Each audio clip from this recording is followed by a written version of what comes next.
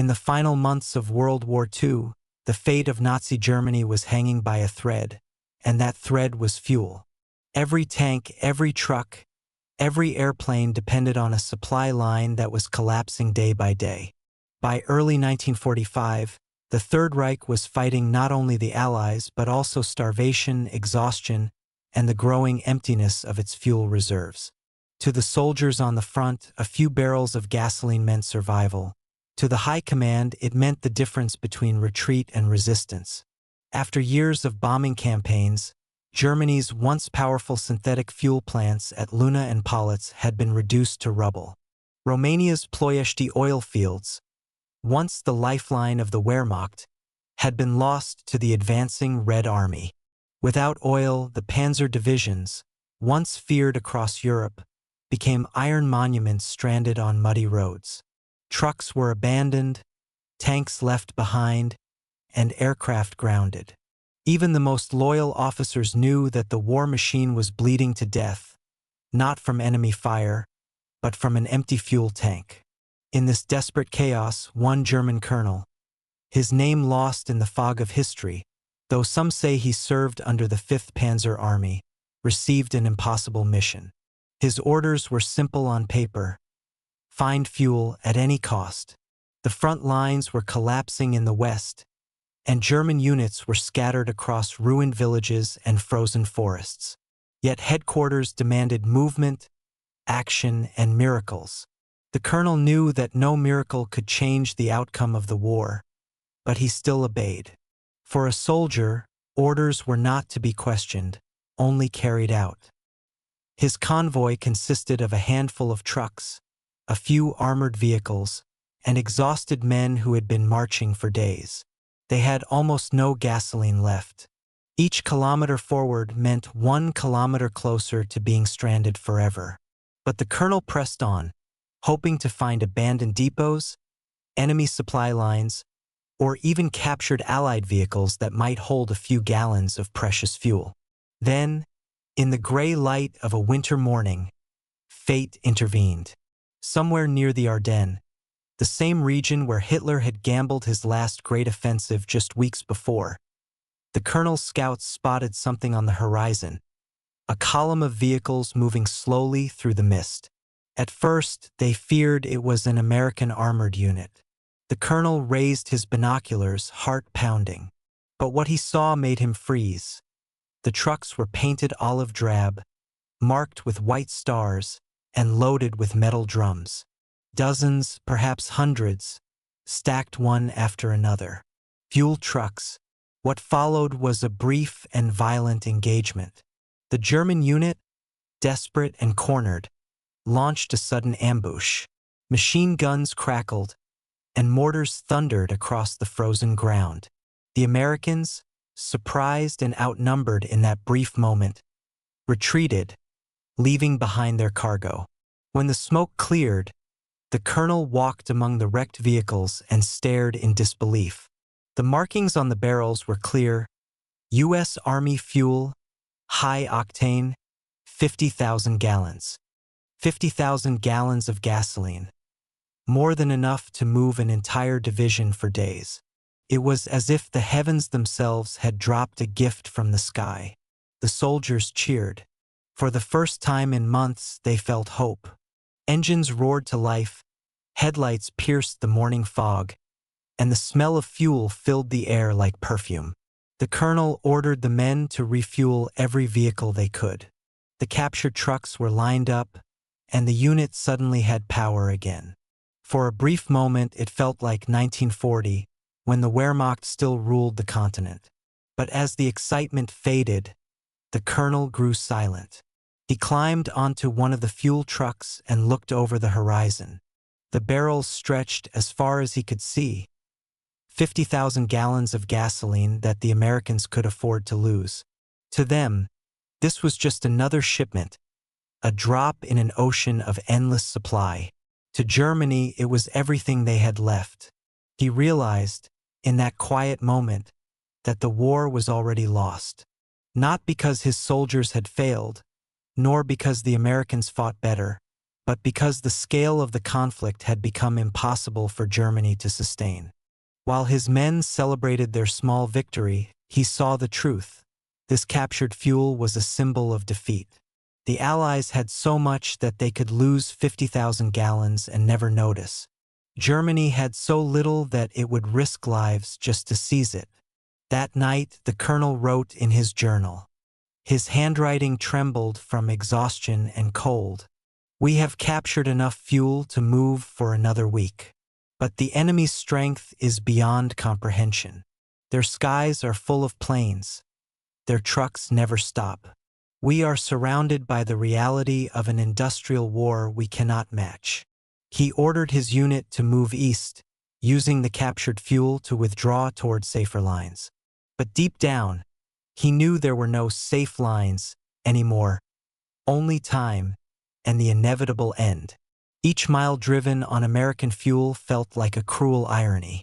The very gasoline that powered their retreat was a reminder of who would win.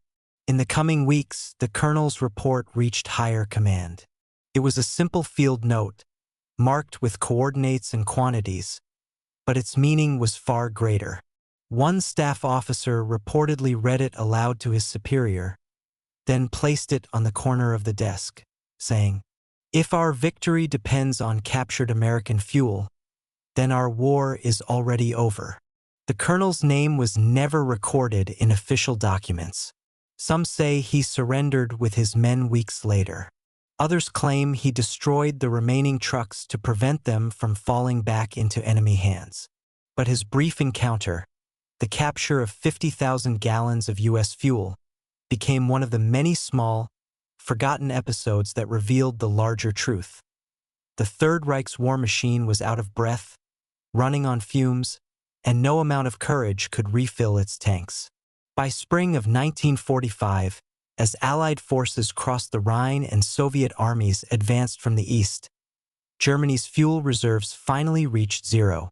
The once mighty panzer divisions were now silent steel hulks scattered across the fields of Europe. For the colonel who had tasted that fleeting hope in the Ardennes, the war had ended the moment he saw the barrels, not when the guns went silent, but when he understood that the enemy's abundance meant Germany's doom. By 1944, the German war machine was still powerful on paper. Thousands of tanks, aircraft, and vehicles stretched across Europe. But beneath that surface lay a silent killer: the lack of fuel. Every victory the Wehrmacht had ever achieved had been powered by oil. And now, as the war dragged into its sixth year, that lifeblood was running out. The Allies had learned that Germany's greatest weakness wasn't just manpower. It was supply. The British Royal Air Force and the U.S. 8th Air Force began a relentless bombing campaign, not only against factories and railways, but specifically against Germany's synthetic fuel plants. Each day, formations of American bombers crossed the skies toward Luna, Bolin, and Politz, the industrial heart of Hitler's fuel network. The Germans had no choice but to rely on synthetic fuel made from coal. Using a complex chemical process known as hydrogenation, coal was converted into liquid fuel, feeding the tanks and aircraft of the Reich. It was a technological triumph, but also an economic trap. Producing 1 barrel of synthetic fuel required enormous amounts of energy, manpower, and time.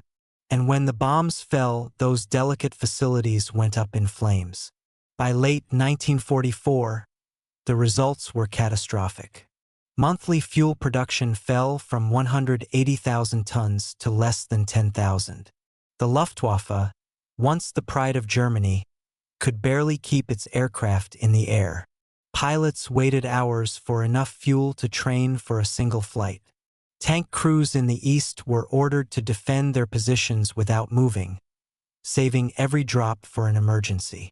Even the mighty Tiger tanks, symbols of German engineering, became useless without fuel to move them. In some divisions, desperate measures bordered on madness. Officers began mixing aviation gasoline with low-grade fuels or even alcohol, damaging engines but squeezing out a few extra kilometers of mobility. Trucks were pulled by horses, and half-tracks became stationary machine gun nests. The once mechanized German army was slowly reverting to a World War I-style force. Meanwhile, the Allies advanced on every front. In France, after the success of the Normandy landings, the U.S. Army pushed east with enormous supply lines that stretched all the way to the English Channel. Each day, convoys of trucks known as the Red Ball Express delivered thousands of gallons of fuel to the front. For every gallon the Germans could make, the Americans could deliver 10. The contrast was overwhelming. Inside Hitler's headquarters, arguments grew bitter. Field marshals pleaded for more fuel to defend the Reich, but the Führer demanded new offensives. He still believed that a decisive strike could turn the tide, a belief that led to the last major German attack of the war, the Ardennes Offensive, better known as the Battle of the Bulge. To launch it, the German High Command scraped together every reserve of fuel remaining in the country. Trains, trucks, even civilian depots were emptied. The plan was bold. Push through the Ardennes forest, capture Antwerp, and split the Allied forces in two. But there was one fatal flaw. The offensive depended entirely on captured American fuel. The moment the first tanks rolled forward in December 1944, commanders were already counting gallons. Some panzer units had fuel for only 2 days of combat. The soldiers were ordered to seize Allied supply depots or risk being stranded in enemy territory. It was a gamble born of desperation, and though it achieved early surprise, the lack of fuel soon strangled it. When the weather cleared, Allied aircraft returned to the skies, destroying convoys and fuel dumps. German vehicles ran dry on forest roads. Entire divisions abandoned their tanks and tried to escape on foot. The dream of turning the tide ended in fire and frost. But the crisis went beyond the battlefield. In German cities, civilians felt the pressure too. Coal shortages meant cold homes in winter. Trains stopped running. Factories slowed down or shut completely. Women and children were sent to collect firewood in parks and forests, while ration lines stretched for blocks. The once mighty industrial empire of the Third Reich was crumbling from within. Propaganda tried to hide the truth. Newspapers spoke of temporary difficulties and new secret weapons that would soon change everything. But the soldiers at the front knew better. They could see the empty fuel barrels, the grounded aircraft, and the long lines of vehicles waiting for deliveries that would never come. By early 1945, the situation was beyond repair. Germany's total oil reserves had fallen below 300,000 tons, less than what the Allies consumed in a single week. The Luftwaffe could barely defend Berlin. The Navy, trapped in port, was ordered to conserve fuel at all costs. Even Hitler's personal train was used less frequently to save what little remained. Historians later described it as the slow suffocation of the German war effort. The lack of fuel didn't just stop engines, it stopped the entire military system. Without movement, there was no strategy. Without mobility, there was no offense. And without oil, there was no hope. In the final months, German soldiers resorted to ingenious but futile tricks. Some tanks were camouflaged and used as fixed artillery positions. Others were buried halfway in the ground to save fuel while still firing their guns. On the Eastern Front, commanders sent motorbikes instead of trucks for deliveries, as they used less gasoline. Nothing worked. The colonel from our previous chapter, and thousands like him, faced the same grim reality every day. His men scavenged through abandoned Allied camps, drained fuel from wrecked vehicles, and even tried to distill crude oil from captured facilities. Every liter was precious. But even as they succeeded in small missions, the greater war was slipping away. By March 1945, as Allied troops crossed the Rhine River, Germany's fuel reserves were practically gone. The once feared armored divisions could no longer move. Airfields became graveyards of silent aircraft. The Wehrmacht's desperate struggle for resources had reached its final end. In the end, it wasn't just bombs or bullets that defeated the Third Reich. It was logistics, the endless factories of America, the oil fields of the Middle East, and the industrial might of the Allies crushed the German dream of domination. The empire that had conquered Europe on engines of steel was brought to its knees by the absence of one simple thing: fuel. As one German officer later reflected after the war, "Our soldiers fought bravely, but courage cannot move a tank without gasoline." That was the true end of Germany's war. The winter of 1945 was a season of despair for Germany. The snow-covered forests of Western Europe were filled with broken vehicles, retreating soldiers, and echoes of artillery that never seemed to end. The grand dreams of conquest were gone. All that remained was survival. Among the chaos moved a man whose name history barely recorded. A German colonel, loyal, exhausted, and burdened with an impossible mission. His orders came in a coded message delivered by courier one freezing evening. Recover enemy fuel stocks. Priority maximum. Objective: sustain mobile defense. It was short, cold, and ruthless, like the war itself. Somewhere beyond the lines, Allied forces had established temporary fuel depots to support their rapid advance. If the colonel could locate and capture one, he might keep his battered division moving for another few days. If not, the front would collapse completely. He gathered his staff in a dimly lit farmhouse that served as a command post. The men were wrapped in torn winter coats, faces pale from hunger and cold. A single oil lamp flickered on the table as the colonel unrolled a map dotted with red and blue markings.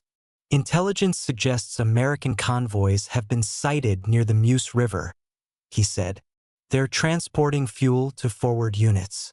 If we can intercept even a fraction, we can move again." His officers exchanged nervous glances. Crossing enemy lines with a small, underfueled convoy was suicidal. But no one dared to object. Orders were orders, and hope, however thin, was a precious thing in those days. The next morning, the colonel led a column of trucks, motorcycles, and armored cars out of the ruined village. The engines coughed and sputtered. Some vehicles ran on a mixture of gasoline, alcohol, and desperation. Snow crunched beneath their wheels as they moved through forest roads scarred by bomb craters. Every kilometer forward was a gamble. To move unseen, they traveled mostly at night. During the day, they hid beneath camouflage nets or inside barns abandoned by villagers who had long fled the fighting. The men spoke little. Each one understood that capture meant certain death. American patrols roamed the countryside, and Allied aircraft ruled the skies. On the third night, the colonel received word from his scouts. An Allied supply column had been spotted just 20 kilometers ahead, moving slowly toward the front. Dozens of trucks, fuel tankers, and jeeps stretched along the snow-covered road. The colonel's heart began to race. This was it, the opportunity they'd been waiting for. He gathered his men and outlined the plan. "We strike before dawn," he said firmly. "Swiftly, silently, and without hesitation. We hit the front and rear simultaneously, block the road, and take the fuel. Every liter matters." Before the attack, he stood alone in the cold forest, staring at the horizon.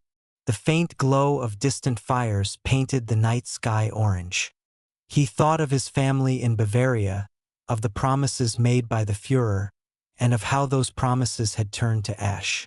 Still, he clenched his jaw and returned to his men. Whatever he felt, he could not show it. Commander must never look defeated. At first light, the ambush began. German machine guns opened fire from the treeline. Mortars exploded near the front of the convoy, throwing snow and mud into the air.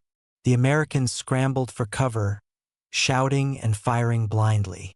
The element of surprise was complete. Within minutes, the lead and rear vehicles were destroyed, trapping the rest in between. The colonel's troops surged forward, their boots pounding the frozen ground. Some of the Americans surrendered quickly, realizing they were outnumbered. Others fought fiercely, refusing to give up their cargo. The battle lasted less than an hour but felt like an eternity. When the gunfire faded, the silence that followed was deafening. The colonel walked slowly down the road littered with shell casings and smoke. He saw the fuel trucks lined up like metal beasts, each one filled with the lifeblood his army needed. He placed a gloved hand on one of the barrels. It was still warm from the friction of travel. The label read, U.S. Army Fuel 100-octane gasoline. For a moment he allowed himself to smile. His mission had succeeded. Against all odds, they had captured more fuel than he had dared to imagine. The soldiers cheered, their frostbitten faces breaking into rare grins. They began transferring the fuel, refilling their empty trucks and tanks. The sound of engines roaring to life echoed through the forest, a sound they had not heard in weeks. But the colonel's joy was fleeting. As he stood on the side of the road, watching the men work, a dark realization crept over him. 50,000 gallons of fuel. To Germany, it was a miracle. To America, it was a single convoy out of thousands. The imbalance was staggering. He turned to his adjutant and said quietly, "We have taken from them what they will not even miss. That is the true measure of this war." That night, as his men celebrated around small fires, the colonel wrote in his field journal. His handwriting was steady, though his thoughts were heavy. "The men believe this will change our fate. They do not understand. We have only borrowed time. The enemy's strength is beyond our comprehension." The following morning, reconnaissance planes appeared overhead. The Allied response was swift and merciless. American fighter bombers swooped down, strafing the road and igniting several fuel trucks. Flames roared into the sky. The colonel ordered his men to scatter into the woods. Some made it out, many did not. The captured fuel, that precious prize, burned in massive orange pillars visible for miles. When the smoke cleared, the colonel realized his mission was both a triumph and a tragedy. They had succeeded tactically but failed strategically. Nothing they could seize would ever change the inevitable outcome. The enemy's supply lines were endless. The Reichs were gone. Days later, as his battered convoy limped back toward German-held territory, the colonel sat silently in the passenger seat of a truck. The driver asked quietly, "Herr Oberst, was it worth it?" The colonel looked out at the desolate landscape, ruined villages, frozen fields, and the distant rumble of artillery. After a long pause, he answered, "Yes, because it showed us the truth. That truth would haunt him for the rest of his days." The mission behind enemy lines was a symbol of everything Germany's war had become: courage without hope, effort without purpose, and victory without meaning. It proved that even the bravest acts could not save a nation that had already run out of time. When historians later studied those final months, they found fragments of the colonel's reports preserved in military archives. They were brief, factual, and emotionless, but between the lines, one could sense the despair of a soldier who had seen the full measure of his country's downfall. His mission was completed, but his faith was broken. Behind enemy lines, he had captured fuel, and with it, a glimpse of the truth that no German officer wanted to face. The war was lost long before the last battle was fought. The winter air was sharp, biting through the worn uniforms of exhausted men. The forest stood silent, blanketed in snow and smoke from distant artillery. The colonel and his unit had been moving for days, cold, hungry, and half out of fuel. Every hour, they expected to be discovered, surrounded, or destroyed. But fate had other plans. In the gray stillness of early dawn, one of the scouts returned, breathing heavily. his face pale with disbelief. "Herr Oberst," he gasped. "You need to see this." The colonel followed him through the trees. As they reached a ridge overlooking a frozen valley, he saw it. A line of vehicles crawling along a narrow road, headlights dim in the morning mist. Through his binoculars, he could make out their markings. White stars, olive drab paint, and rows of metal barrels stacked high on flatbed trucks. It was an American fuel convoy. For a moment he couldn't believe it. Dozens of trucks, unescorted, moving steadily toward the front. In a war where every drop of gasoline was more valuable than gold, this was a miracle, an impossible sight. The colonel lowered his binoculars slowly. "Fuel," he whispered. "Enough to move an army." The men around him stirred with excitement. Some grinned, others muttered prayers. But the colonel remained still. He understood the odds. His unit was small, underarmed, and outnumbered. Yet the reward was too great to ignore. He studied the convoy's route. The road wound through dense woodland with narrow bends and little visibility. It was perfect terrain for an ambush. He turned to his officers and said quietly, "Prepare the men. This is our chance. We strike before they reach the bridge." By mid-morning, the German soldiers were in position. Machine guns hidden behind fallen trees, mortars aimed at the road, and Panzerfaust teams crouched in ditches. The colonel watched through his field glasses as the first American trucks entered the kill zone. His hand tightened around his pistol grip. Then he gave the signal. The stillness shattered. Mortars thundered, and machine guns opened fire. The first truck exploded in a burst of flame, blocking the road. American soldiers jumped from their vehicles, firing back blindly, but confusion spread quickly. In less than 10 minutes, the road was littered with burning trucks and overturned tankers.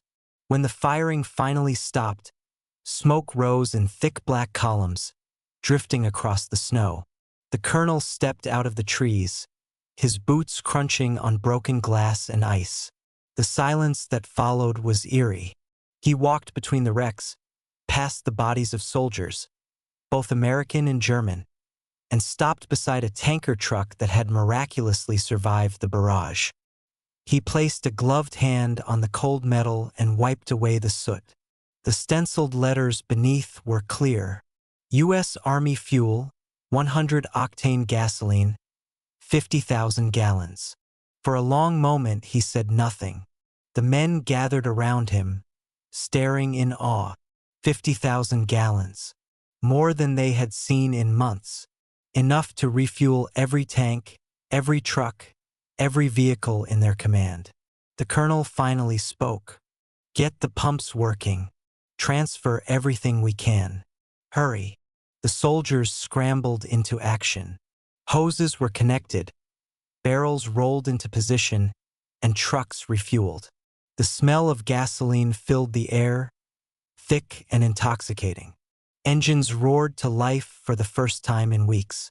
Laughter and shouts echoed through the forest. For these men, it felt like victory, a rare, fleeting taste of triumph in a war long since lost.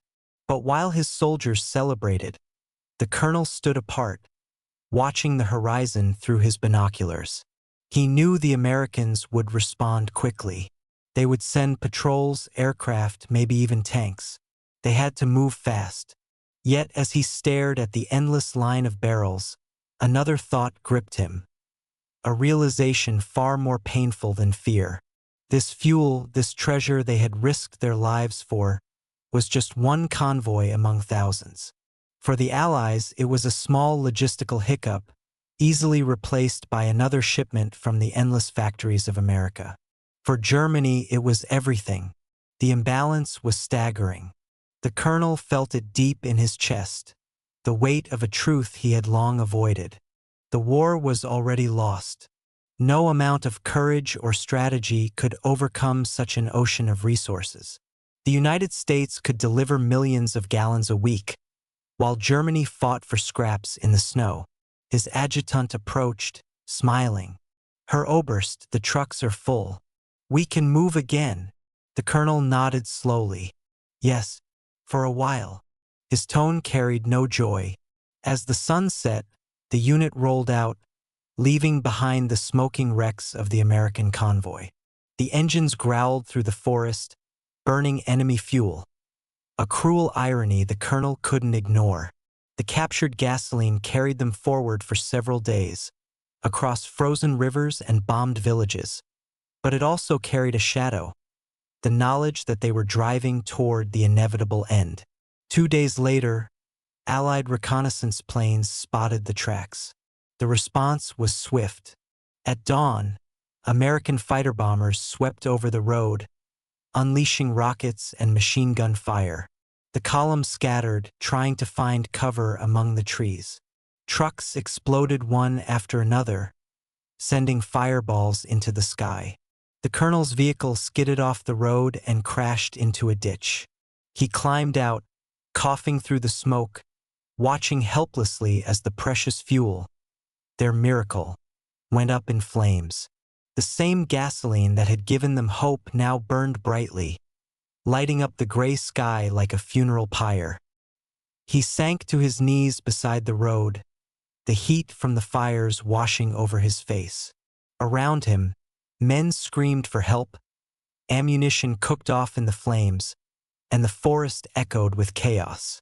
Yet amid the destruction, he felt only silence inside. Later that night, when the survivors regrouped in a nearby barn, the colonel wrote a report by candlelight. His words were brief and cold, as all military reports were. Objective achieved. Approximately 50,000 gallons captured. Losses heavy. Supplies destroyed by airstrike. Operation concluded. But below that, in his private notebook, he added another line.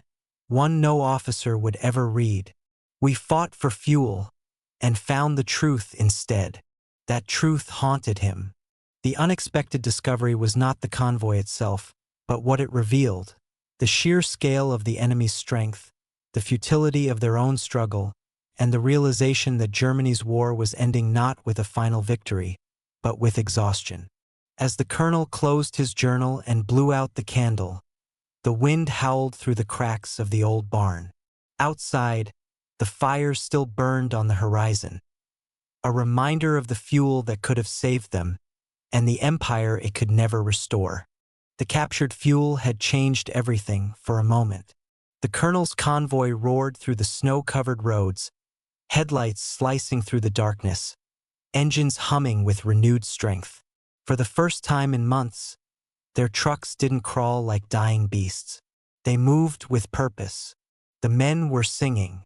Some laughed as they passed burned-out villages, their voices echoing through the night. They had forgotten hunger, forgotten fear. The bitter cold didn't bite so deep anymore. Every soldier felt it, the rare, dangerous taste of triumph. But triumph, as the colonel knew, never lasted long in war. By the third day, the fuel began to run low again. The gauges dropped inch by inch. The trucks grew quieter.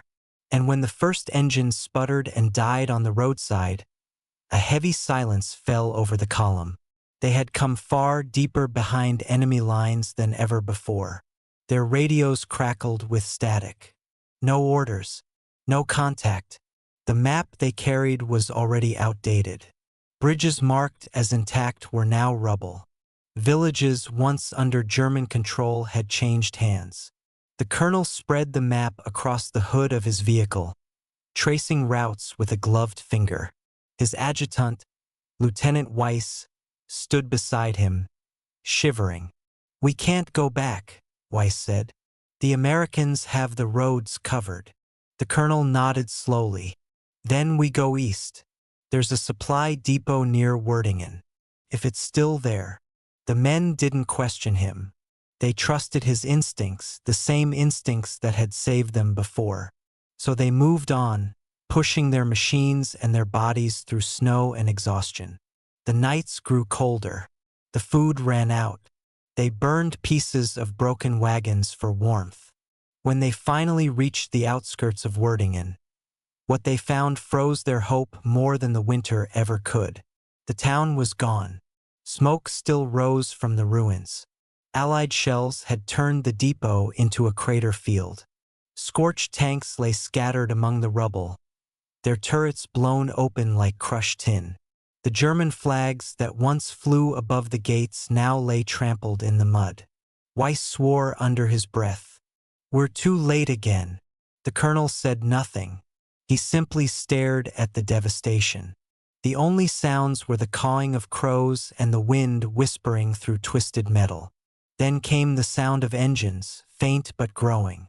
The colonel lifted his binoculars and saw a line of vehicles approaching from the west. At first, he feared it was an Allied patrol. But then he saw the black crosses painted on the doors. German trucks, reinforcements. As the convoy drew closer, an officer stepped down from the lead vehicle. His uniform was crisp despite the mud, his expression sharp and calculating. "Colonel Reinhardt," he greeted stiffly. "We heard you were still alive." The colonel recognized him, Major Kruger, an officer from headquarters. "Barely," he replied. "What's left of my unit is here." Kruger's eyes scanned the men, tired, thin, their uniforms torn. "You've done well. Command heard about the captured fuel. You gave us 3 more days of movement on this front." It sounded like praise, but Reinhardt caught the tone underneath.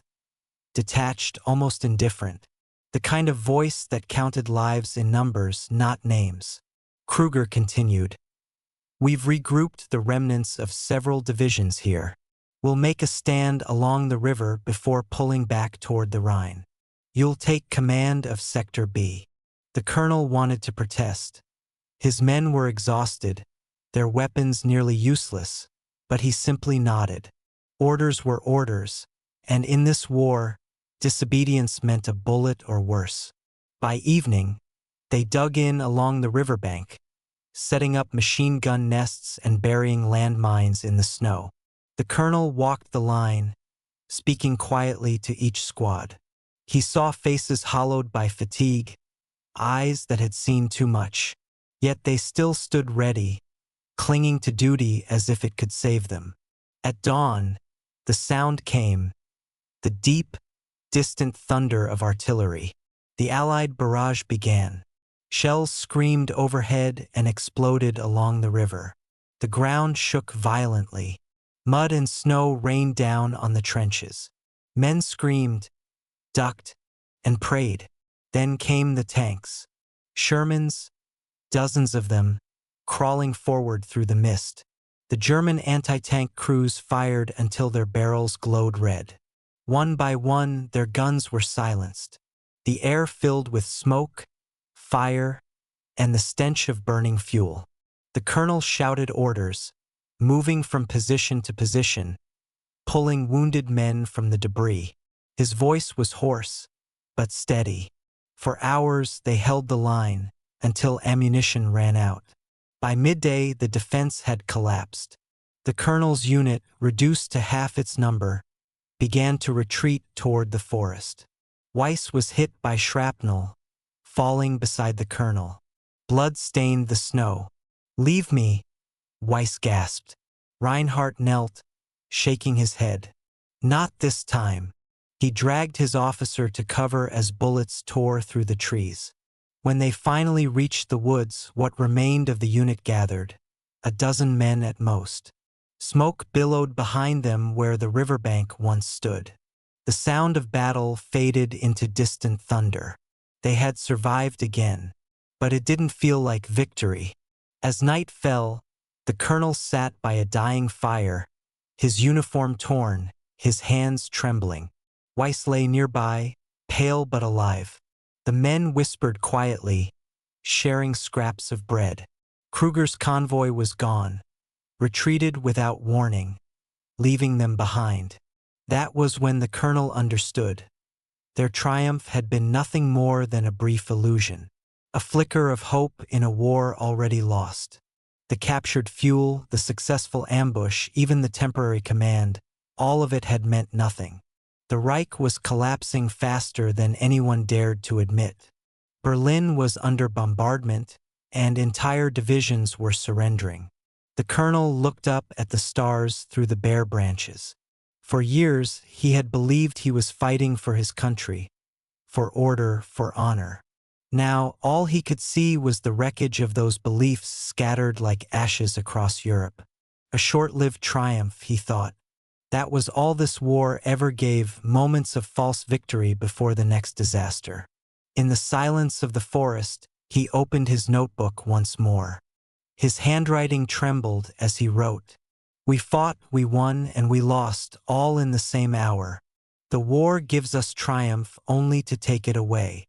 He closed the book and stared into the embers of the fire until they faded to black. By morning, the snow began to fall again, covering the tracks, the bodies, and the ruins of another forgotten battle. And with it, the brief spark of victory, gone, swallowed by the endless winter of war. The forest was silent when the dawn came. Snow covered the ground in a soft, deceptive calm, hiding the chaos beneath. The colonel sat against a fallen tree, eyes half open, the distant rumble of artillery echoing somewhere to the east. What remained of his unit, 11 men, stirred quietly in the pale morning light.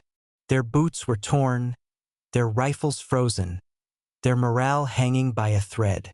Lieutenant Weiss coughed weakly, his wound worsening. "We can't keep running," he whispered.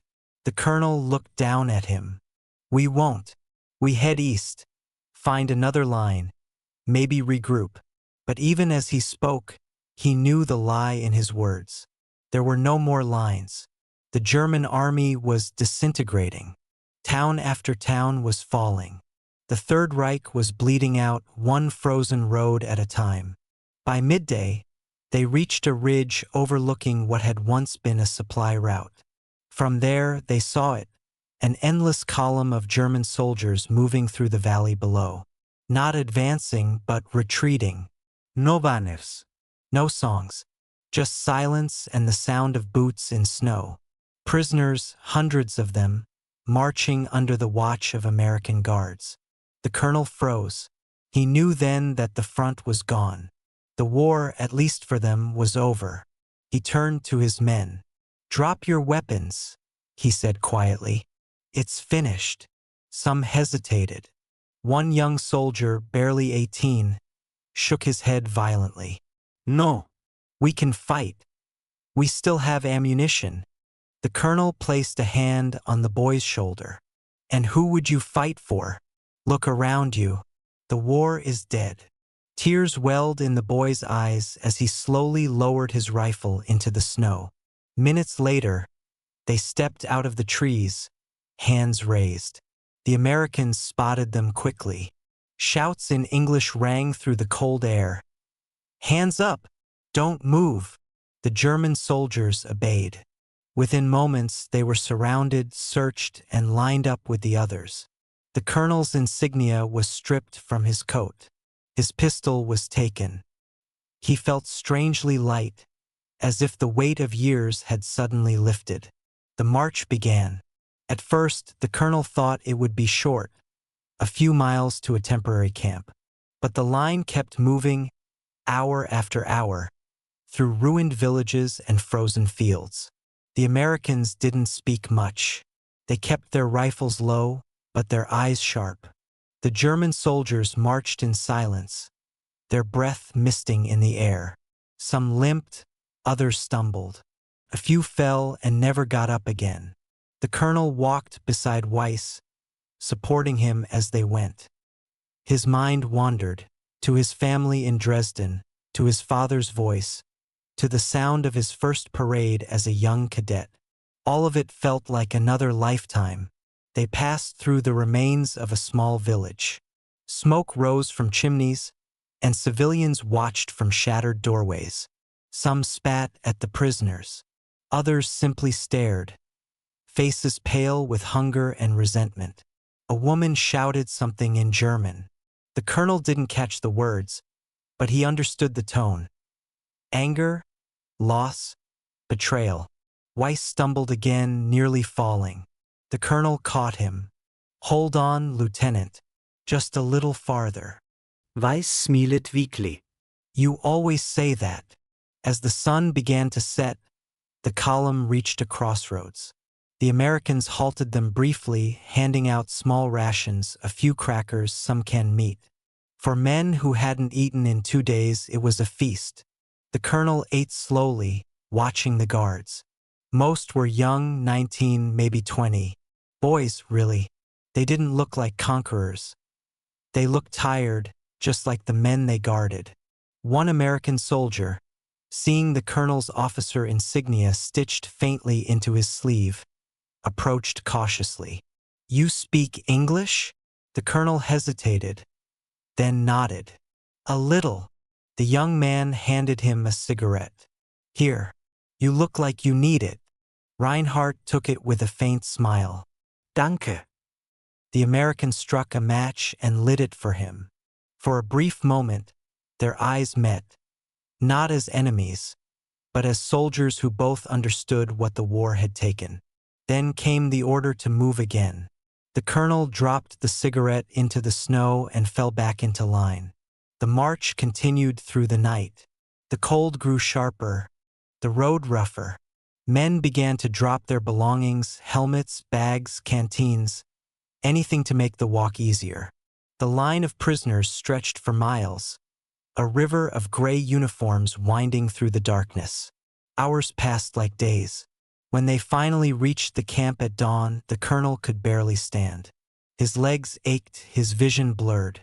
Weiss collapsed beside him as the guards counted them in. Get him help, Reinhardt demanded, pointing to his officer. One of the medics shook his head. We'll do what we can, sir. They placed Weiss on a stretcher and carried him away. The colonel tried to follow, but a guard stopped him. Stay in line. He obeyed. For the first time in his life, he had no command, no power, no mission. Just survival. Inside the camp, rows of makeshift tents stretched across the mud. The prisoners were divided, officers on one side, enlisted men on the other. Barbed wire glistened with frost under the pale morning sun. The colonel found a place to sit, a small patch of ground near the fence. He could hear men coughing, praying, weeping quietly in the distance. He took out his small notebook, the same one he had written in since the beginning of the war. With shaking hands, he opened to a new page. We are no longer soldiers, he wrote. We are shadows of what we once were. The war has taken our uniforms, our weapons, and now even our names. But it has not yet taken memory. And perhaps memory is all that remains. He closed the book and stared at the horizon. Beyond the wire, he could see the rising sun. The same sun that once shone on parades, on victories, on dreams of glory. Now it rose over defeat. The colonel exhaled slowly, watching his breath vanish into the cold air. Around him, men huddled together for warmth. The march was over, but their journey into the unknown had just begun. He whispered to himself, "This is not the end. It's only another kind of war, the one inside." As the wind swept across the camp, carrying the distant echo of artillery fire, the colonel closed his eyes. Somewhere far away, the world was already moving on. But for the prisoners, time had stopped. The camp was quiet now, the endless shuffle of prisoners replaced by the hollow rhythm of survival. Colonel Reinhardt sat near the fence, staring at the American trucks that came and went beyond the wire. They moved with precision, engines humming, headlights aligned, soldiers unloading crates of food, ammunition, and medicine. He had spent his life studying war, but he had never seen anything like this. Not even in the early victories of 1940, when German columns swept through France like lightning, had he imagined such power, not in tanks or aircraft, but in organization. America's army ran like a machine that never tired. Every morning, convoys arrived with supplies. New uniforms, warm meals, cigarettes, coffee, even newspapers. The guards seemed well-fed, clean-shaven, relaxed. They laughed. They joked. They wrote letters home. On the other side of the fence, Reinhardt's men struggled to mend torn coats with wire and eat frozen bread. They boiled snow for water. Their boots leaked. The contrast was unbearable. Lieutenant Weiss, still recovering, watched the trucks roll by. "It's strange," he said softly. "We fought them thinking they were weak, that they depended too much on machines. But look at them now." Reinhardt nodded slowly. Their machines didn't replace men. They made men stronger. He thought back to the beginning, to 1939, when Germany's factories roared with confidence, producing tanks faster than they could be painted. The panzer divisions, the Stukas, the elegant precision of the Blitzkrieg. It had all felt unstoppable. But it was built on fragile ground, limited oil, limited steel, limited time. Every victory consumed more than it created. By 1943, the cracks had already begun to show. He remembered the Eastern Front. Endless mud, broken engines, fuel barrels rolling empty. They had fought not against the Soviet Union's tactics, but against its sheer mass. And now, on the Western Front, they faced something even more terrifying: efficiency. The Americans didn't just have resources. They had a system. Every rifle, every ration, every gallon of fuel had a place and a purpose. Trains arrived on schedule. Engineers repaired bridges overnight. When a tank broke down, another replaced it within hours. Reinhardt had once captured a U.S. maintenance manual from a dead officer near the Ardennes. It had astonished him: diagrams, repair protocols, logistics chains. Even the smallest part had a serial number and a replacement procedure. Germany, by contrast, was running on improvisation. The same truck might carry ammunition one day, wounded men the next. Parts were scavenged from wrecks. Orders arrived too late or contradicted one another. He turned his gaze toward the distant airfield visible from the camp. American bombers lifted into the sky in perfect formation. Vast, silver wings reflecting the winter sun. "Look at that," Weiss murmured. "They fly like they have endless fuel." "They do," Reinhardt replied quietly. "Their entire nation runs on oil. Ours runs on hope." He remembered the moment they had captured that U.S. convoy weeks earlier, the 50,000 gallons of fuel that had seemed like salvation. Now, from the prison yard, he realized how small that victory had been. 50,000 gallons was nothing. America could replace it before breakfast. The realization burned deeper than any wound. He began to understand that wars were not truly won by courage or tactics, but by the ability to sustain them. And in that regard, Germany had already lost before the first shell had been fired. That evening, the guards lit fires outside the perimeter. Some of them played music from a radio, swing songs cheerful and alive. The melody drifted across the wire, foreign yet strangely comforting. Reinhardt listened silently.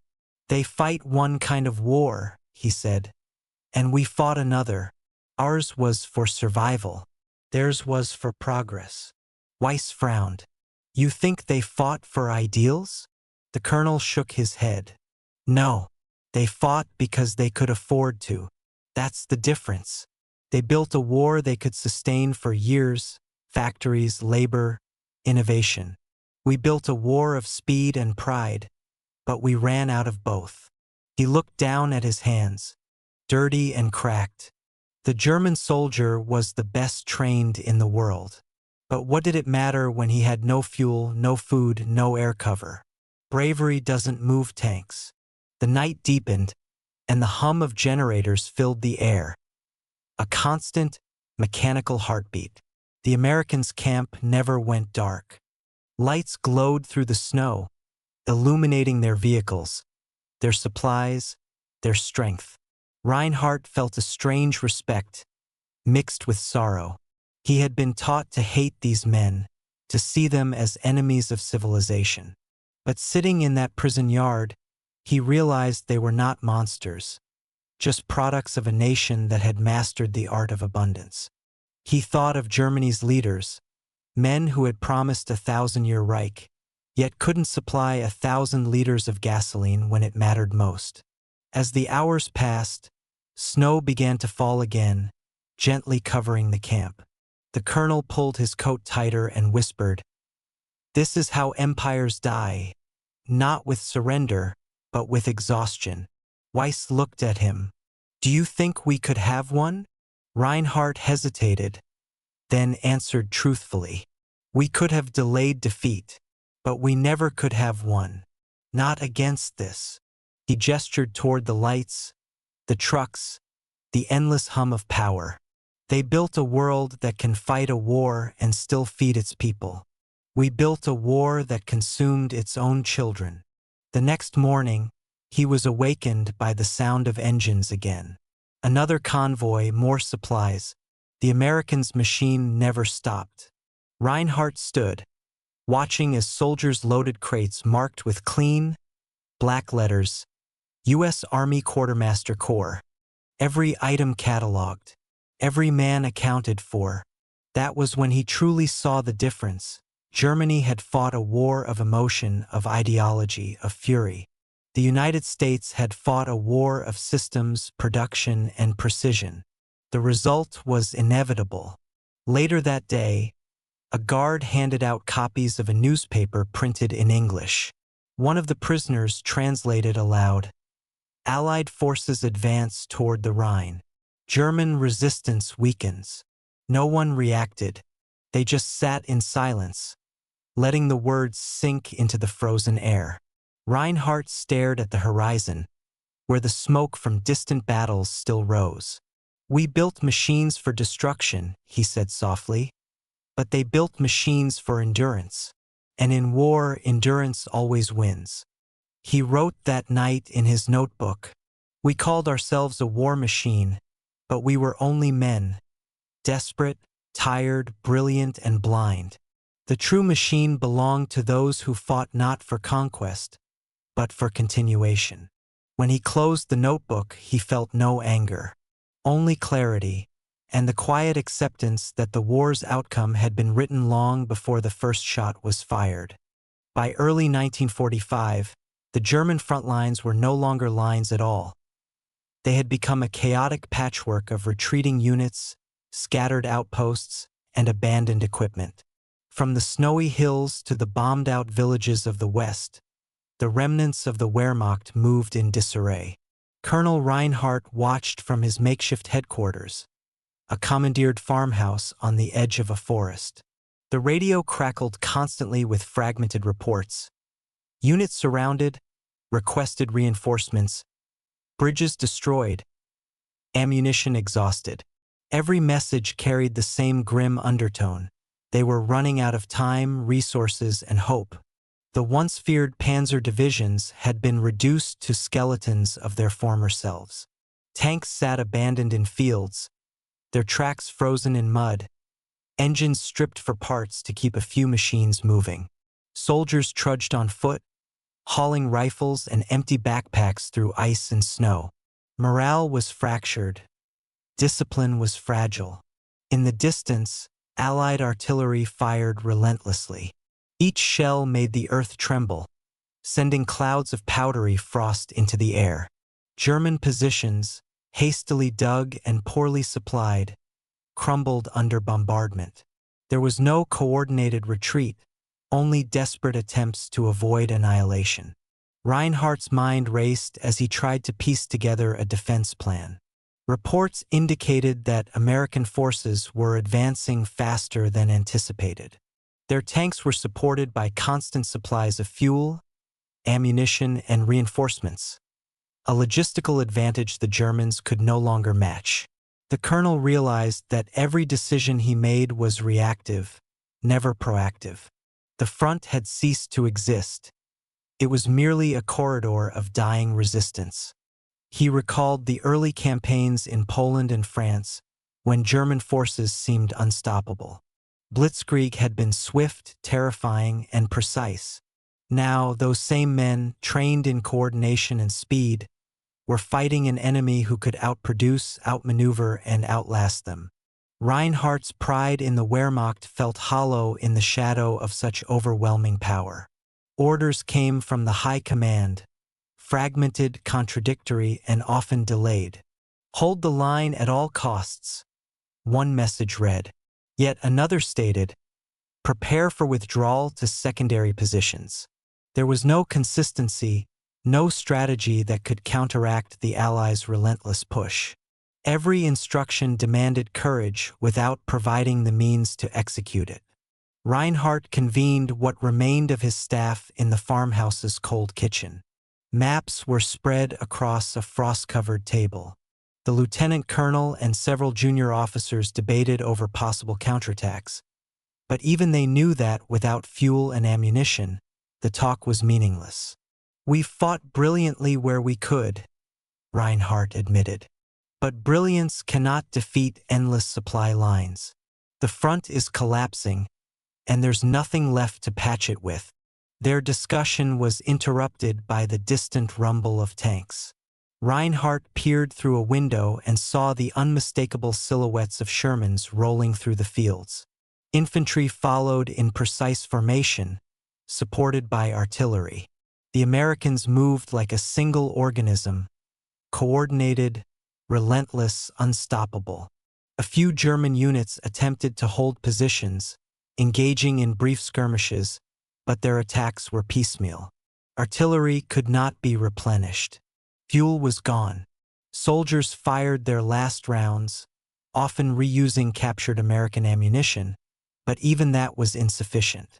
Reinhardt realized that what remained of the German front was no longer an army, but a scattered collection of brave, exhausted individuals clinging to survival.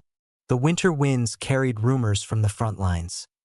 Entire divisions had surrendered, towns were captured without a fight, and major cities were encircled. The psychological toll was crushing. Reinhardt saw the fear in his men's eyes. Fear of death, fear of capture, fear of the unknown. The discipline that had once bound them together now fractured under despair. By mid-January, Reinhardt's command was forced to retreat again. The march was chaotic. Vehicles broke down in the snow, soldiers lagged behind, and those who fell were left behind or captured. Every step forward was overshadowed by the knowledge that the next American advance could overtake them at any moment. In the evenings, the colonel would record notes in his journal. He documented not just positions and orders, but the human cost of the collapse. He wrote of soldiers frozen in the trenches, of men who gave their last rations to comrades, of deserters and stragglers who vanished into the snow. Every page reflected both the courage and the futility of their situation. One particular night, Reinhardt walked along a ridge overlooking a ruined village. Fires smoldered in wrecked buildings. German soldiers huddled in barns and cellars. The landscape was silent except for the distant thrum of artillery. He saw a group of men attempting to repair a tank, their hands numb and trembling. They worked in vain, without fuel or parts. Their labor was symbolic, not practical. In that moment, Reinhardt realized the full scale of the collapse. The German front was not simply retreating, it was disintegrating. Entire formations ceased to function. Command structures failed. Communications broke down. The army was no longer capable of coordinated resistance, only survival. The next morning brought confirmation. Reconnaissance planes reported that the Allies had captured multiple strategic positions that had been held by Germany for years. Supply depots, fuel reserves, and munition stockpiles were in enemy hands. The few remaining German units were isolated, cut off, and vulnerable. Reinhardt called his remaining officers together. His voice was steady but somber. "We cannot hold this front. We do not have the means. We will retreat where we can, regroup if possible, and preserve what remains of our men. Survival is now our only strategy." The officers nodded, understanding the unspoken truth. The war was over, at least for them. Reinhardt's pride in tactical skill could not change the reality. Germany's front had collapsed, and with it, the dream of turning the tide. The march back through the snow-covered forests was quiet, filled with the sounds of heavy breathing, footsteps crunching over ice, and distant artillery fire. Reinhardt looked at the faces of his men, young, terrified, and exhausted, and realized that the collapse of the front was not just a military failure, but a human tragedy. By February, as the Rhine approached, the remnants of Reinhardt's command were merged into other fragmented units. Officers were reassigned, soldiers surrendered, and the war machine that had once dominated Europe now existed only as memory and smoke. Reinhardt recorded one final note in his journal before being taken prisoner. "The German front has fallen, not with a single battle, but with 1,000 failures of supply, of communication, of foresight. Courage and skill alone cannot sustain an army." The collapse was inevitable, and yet, in the hearts of the men who marched, there remains a quiet dignity, even in defeat. He closed the notebook and looked toward the horizon, where the sun reflected off distant snowfields. The front had fallen. Germany was bleeding out, and the war, once a symphony of precision and pride, had become a silent march of survivors. The winter winds tore through the frozen forest as Colonel Reinhardt trudged along the icy road with the remnants of his command. The ground beneath their boots was crusted with frost, hard and unforgiving, and every breath they drew hung in the air like smoke. The distant rumble of artillery reminded them that the front they had once known had vanished, replaced by a landscape of chaos, retreat, and death. For Reinhardt, there was a bitter lesson embedded in every frozen mile. Germany's soldiers had fought with courage, skill, and determination, but there was one factor that had been their undoing: fuel. The absence of it had defined every failure, every retreat, every broken vehicle, and every lost engagement. He remembered the convoy 50,000 gallons of U.S. fuel they had captured behind enemy lines weeks earlier. At the time, it had seemed like salvation, a lifeline for an army grinding to a halt. Men had cheered, engines had roared back to life, and hope had flickered in the cold, gray landscape. For a brief moment, Reinhardt had felt the tide could turn. Now, as he watched trucks lying abandoned in frozen ditches, half of their engines stripped for parts, he understood the cruel irony. That captured fuel had been nothing but a temporary reprieve. It had delayed defeat for hours, maybe days, but it had not changed the inevitable. The Allied war machine was fueled by a nation capable of endless supply. Germany, by contrast, was starving. Every kilometer forward had demanded more than could be produced, transported, or burned efficiently. The colonel observed his men, some trudging silently, others muttering under their breath, frostbitten hands clutching rifles and empty canteens. Even the most disciplined soldiers had been reduced to scavenging for warmth and sustenance. Reinhardt realized that the battle for fuel was not merely logistical. It was existential. Without it, courage and tactics could not hold back the tide. In the evenings, he recorded his observations in his notebook, a small ritual that preserved his thoughts against the chaos around him. "We fought for every liter, every drop, as if survival depended only on our will.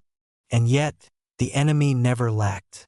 Every fuel depot we captured or destroyed was replaced by hundreds more. America's factories, their transportation, and their planning made them virtually inexhaustible. Our men burned what little we had, and still we ran dry. Reinhardt paused to light a cigarette, the small flame flickering against the darkness. He exhaled slowly, the smoke mingling with the cold air, and thought about the countless vehicles they had lost. Trucks, tanks, half-track transports, all immobilized for lack of fuel. Every broken machine had been a silent witness to a truth he could no longer deny. Germany was doomed not because of strategy, tactics, or bravery, but because of logistics. He remembered the Allied supply lines, stretching from the factories in the Midwest across ports in England and France, delivering an endless stream of gasoline, oil, and ammunition. Each convoy, each truck, each train represented a promise kept, the promise that the men in the field would never stop moving. In comparison, Germany had relied on captured stockpiles, synthetic fuels, and improvisation. Each step forward consumed more than could be replaced. Every retreat was a testament to deficiency. One bitter morning, they reached the remnants of a German supply depot near the Rhine. It had been bombed, its tanks of synthetic fuel destroyed, leaving nothing but scorched metal and frozen sludge. Reinhardt knelt beside one of the collapsed barrels and touched the icy surface. He remembered that moment behind enemy lines when captured fuel had promised mobility, even hope. Now, it was clear hope was insufficient against an industrial juggernaut. Lieutenant Weiss, still weak from a shrapnel wound, sat nearby. "We could have done more if we had fuel," he said quietly. Reinhardt didn't need to respond. He had spent weeks reliving that truth. Every maneuver, every retreat, every skirmish had been shaped by scarcity. Without fuel, the tanks could not move, the artillery could not be towed, and the infantry was forced to march through snow and mud, exhausted and vulnerable. Fuel had been the silent commander of the war, one that Germany could not satisfy. Later that day, they encountered another abandoned convoy. Its trucks had been stripped, engines cold, tires frozen in place. Reinhardt walked among them, noting the labels, 50-octane gasoline, U.S. Army supply. He recognized the irony. These were enemy supplies captured and destroyed, yet even these minor gains had been meaningless. The Americans had thousands more, waiting behind the front. Germany had none. The colonel finally gathered his remaining officers in a snow-covered barn for a meeting. He spoke with measured clarity. "Look around you," he said. "Every engagement we've fought has been dictated by what we have or don't have. Fuel has won battles for them. Fuel has lost battles for us. Every tactical decision, every withdrawal, every counterattack depended on it. And we cannot replace it. We cannot compete." There was silence. The men understood. They had seen it firsthand. Immobilized tanks, abandoned trucks, soldiers walking miles for a single liter of gasoline. Reinhardt's words were not just instruction. They were confession. That evening, as they huddled around a small fire, he wrote one final note in his notebook for the day. "We have always understood courage, strategy, and skill, but the war is not won by them alone. It is won by the nation that can sustain its forces, feed them, move them, and fuel them. We had courage. We had skill. We had orders. But we did not have fuel. And that has determined everything." He closed the notebook, his hands shaking from both cold and the weight of truth. Around him, the men slept, some murmuring quietly, some staring at the fire. The world beyond the barn continued to move. Allied trucks, planes, and armies, fueled and unstoppable. Reinhardt looked out at the horizon, where the first light of dawn glinted off a frozen river. He realized that the captured fuel, the ambushes, and the temporary victories were mere illusions. They had been moments of life in a war that had already been decided by production lines, pipelines, and endless convoys. Fuel, he understood, was not just a resource, it was the war itself. And Germany had run dry. As the sun rose, Illuminating the snow-covered landscape, Reinhardt stood in silence. The bitter truth was complete. Courage and strategy could not substitute for endless supply. The Reich had fought valiantly, but it had been defeated long before the final shots were fired. And in that cold realization, Colonel Reinhardt finally understood the full measure of the enemy and the inevitable fate of his nation. The war was over, though the smoke and ruin still stretched across Europe like a scar that would never fade. Colonel Reinhardt sat in a small Allied camp, his uniform threadbare, his notebook clasped tightly in his hands. The surviving men of his unit huddled nearby, quiet and subdued, their eyes hollowed by months of retreat, battle, and despair. He had survived battles that should have killed him. He had marched through snow, mud, and fire. He had witnessed the collapse of entire divisions, the surrender of brave soldiers, and the relentless advance of an enemy that seemed to have endless strength. And through it all, one lesson had become painfully clear. The fate of nations rested not only on courage or strategy, but on the ability to sustain a war over time. Reinhardt reflected on the convoy of 50,000 gallons of captured fuel, a brief triumph that had illuminated the cruel realities of modern warfare. For a few days it had allowed his men to move, fight, and hope. But that hope had been fleeting. The Americans replaced what they lost before breakfast. Germany's factories, exhausted and under constant bombardment, could not. The war had been decided not in the frozen forests, but in the assembly lines, the refineries, and the endless corridors of logistics. He thought back to the young soldiers under his command, many barely 18, who had marched and fought with astonishing courage. Their bravery had not been enough. It never could have been enough.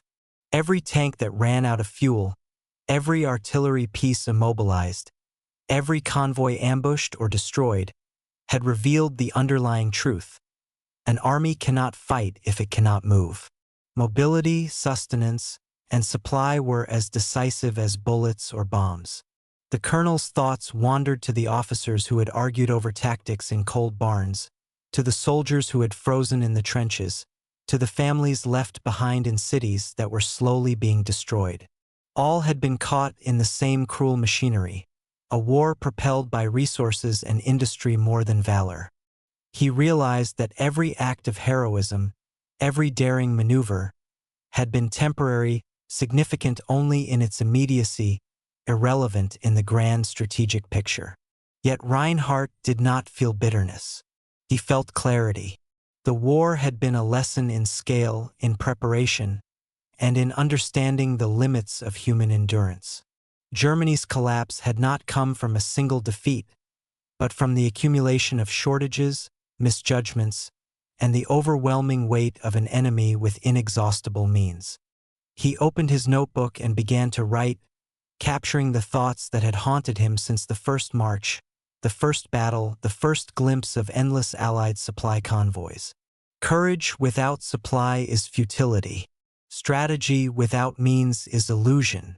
The lessons of this war are etched not in our victories, but in our failures. We were taught to believe in skill, in audacity, in honor. And yet, none of these could replace fuel, food, or ammunition.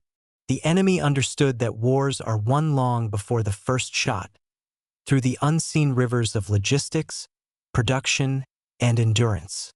Outside the camp, he could hear the distant hum of engines, trucks transporting supplies, soldiers moving freely, artillery positioned with precision. The contrast was undeniable. He remembered the countless times his own vehicles had stalled, fuel barrels empty, engines frozen, the men forced to march through endless snow.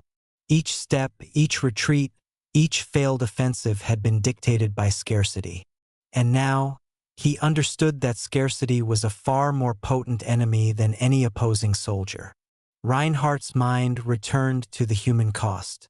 Thousands of young men, trained, brave, and disciplined, had died not solely because of battle, but because their machines, their armies, and their nation could not be sustained.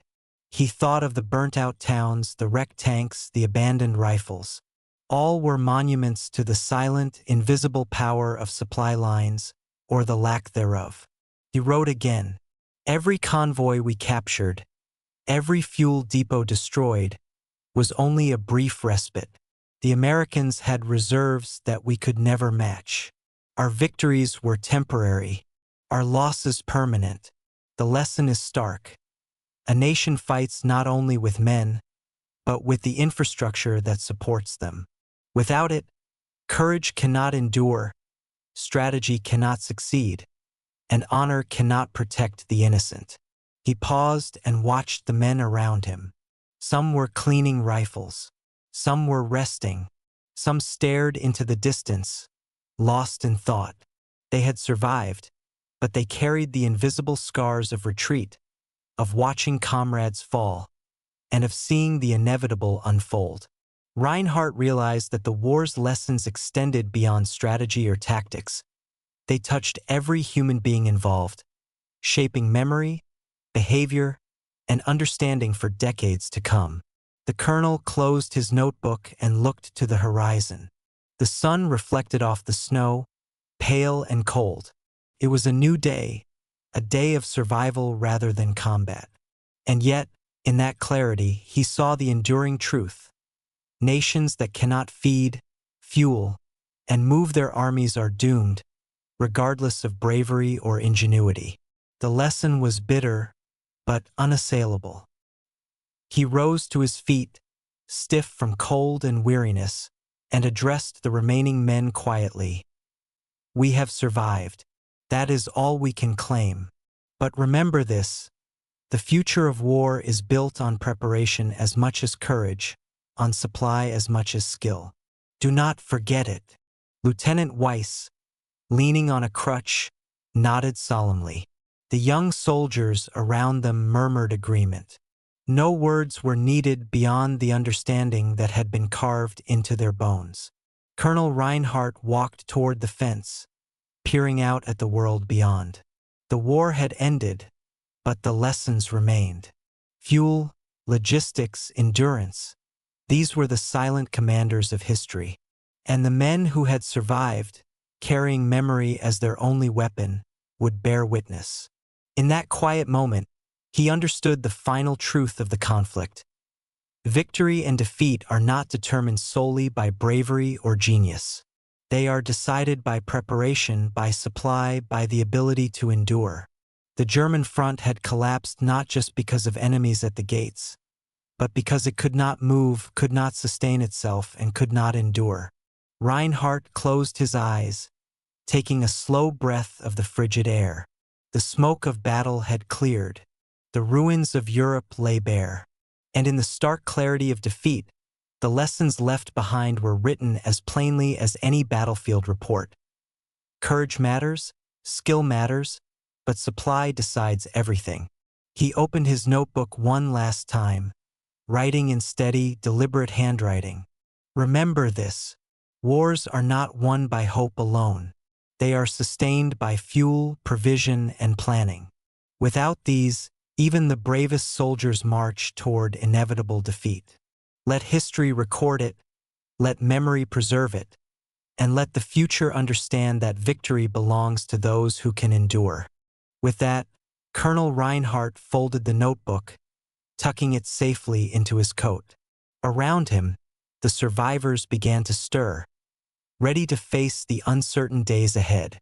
The war was over, but its lessons, bitter and indelible, would live on.